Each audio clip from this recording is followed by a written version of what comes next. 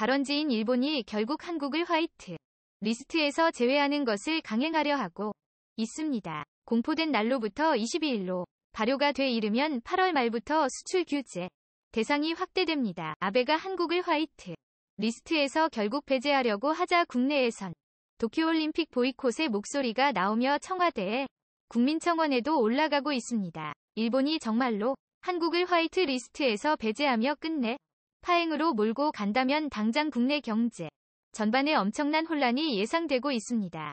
현재 일본 불매 운동을 벌이고 있는 한국민의 분노는 걷잡을 수 없이 커질 수 있습니다. 그러면 한국의 도쿄올림픽 보이콧이 정말 현실화될지도 모릅니다.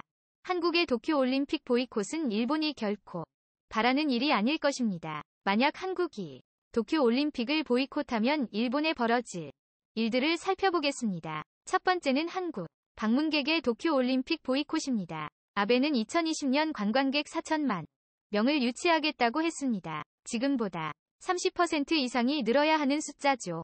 지난해 일본을 방문한 4명 중 1명이 한국인 관광객이었습니다. 한국에서 일본 여행 불매 운동이 벌어지자 일본 유명 관광지들이 텅 비어가고 있습니다. 이대로 가면 2달을 버티기가 힘들 정도라고 합니다. 한국이 도쿄 올림픽을 보이콧하면 올림픽에 맞춰 일본을 방문하는 관광객이 현저히 줄어들 것입니다.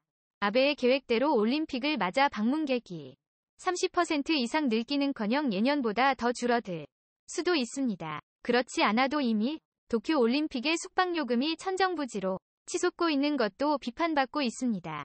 도쿄는 대회 조직위원회가 46,000개의 객실을 선점해 숙박비가 폭등한 상태입니다. 1박 기준으로 주경기장인 신주쿠에 호텔을 잡으려면 70만 원 이상을 내야 합니다. 두 번째는 국제여론의 악화입니다. 일본이 가장 가까운 나라 한국과의 관계가 악화되면 일본에 대한 국제여론도 나빠질 것입니다. 특히 세계시장을 주름잡고 있는 한국의 반도체를 건드리면 미국과 중국을 비롯해 전 세계에 피해를 줄 수 있기에 일본은 비난을 피하기 힘들 것입니다. 또한 도쿄올림픽은 여러 가지 비판받을 요소들을 가지고 있습니다. 원폭 피해 지역, 후쿠시마산 농수산물을 선수들에게 먹이겠다는 조직위의 방침과 도쿄 인근 토양 상태에서 방사선 수치가 높게 측정되는 자료가 공개되었습니다. 이 소식은 전 세계에서 큰 우려를 낳게 만들었습니다. 한국의 환경단체들이 나서서 이것을 국제적으로 알리게 되면 도쿄올림픽도 큰 타격을 받을 수 있습니다. 세 번째는 한국과 한 업체의 보이콧입니다. 일본은 지난 2016년 무려 12만 82억 원의 사이버 공격을 받았습니다. 일본 정부의 안일한 태도가 일본이 지속적으로 사이버 공격에 노출되도록 만들었습니다. 일본 보안 시장은 큰 규모를 가지고 있지만 일본 내에는 보안 업체가 별로 없고 기술력도 취약합니다. 도쿄올림픽 주관사 NTT 도코모는 한국의 한 업체를 선택해 보안을 맡겼는데요. 그들이 한국 업체를 선택한 것은 지난해 1월 평창올림픽 개회식을 하루 앞두고 해킹 공격을 받았지만 큰 피해 없이 빠르게 복구한 것을 보고 높은 수준의 한국 보안 업체를 선택한 것입니다. 현재 한일 양국이 정치적으로 대립하고 있자 일본 관계자들은 우리 쪽 눈치를 보고 있다고 했습니다.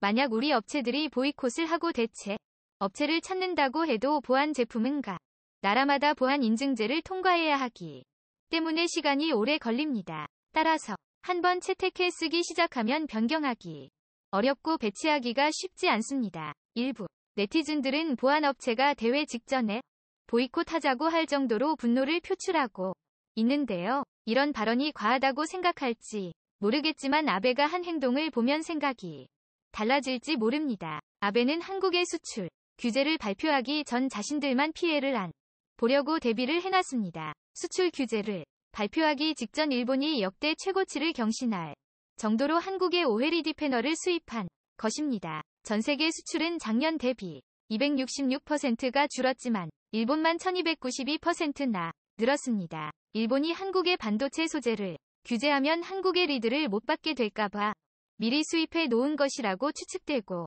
있습니다. 일본은 이렇게 말했습니다. 일본 기업은 피해가 거의 없을 것이고 한국 기업에는 큰 피해가 갈 것이라는 것이었죠. 한국민은 그동안 일본과 과거사 문제가 있었지만 잘 지내려고 했습니다.